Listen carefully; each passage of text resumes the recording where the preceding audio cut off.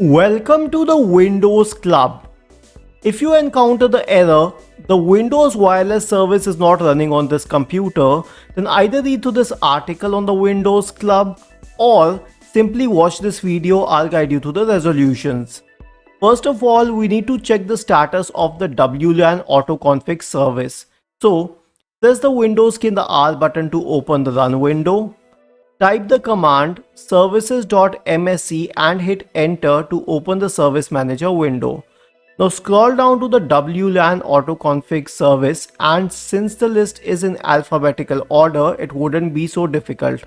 Here's the service, double click on it. It will open the properties window. Make sure that the startup type is automatic and the service status is running. If not, then click on start to run it and select apply and finally OK. The next solution is to perform an SFC scan.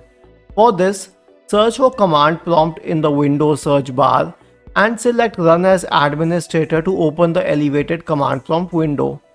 In the elevated command prompt window, type the command sfc/scan now and hit enter to invoke the SFC scan.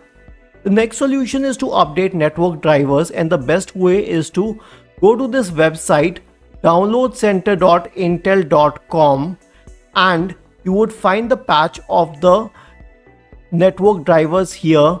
For a 64-bit computer, download the latest one and run it on your computer. The next solution would be to reset Winsock, and this can be done easily through a command line. The command line has been mentioned here, which is netsh space winsock space reset. I'll copy it and then I'll go to the elevated command prompt window. I'll paste it and hit enter. It says that your computer must restart in order to complete the reset, and once you reboot your computer, the Winsock would be reset. Lastly, if everything else fails, you can consider a network reset. For this, click on the start button, settings, scroll down to network and internet, then go to the status tab and scroll down to the option which says network reset. Click on it and select reset now to reset the network settings. Isn't this easy and interesting?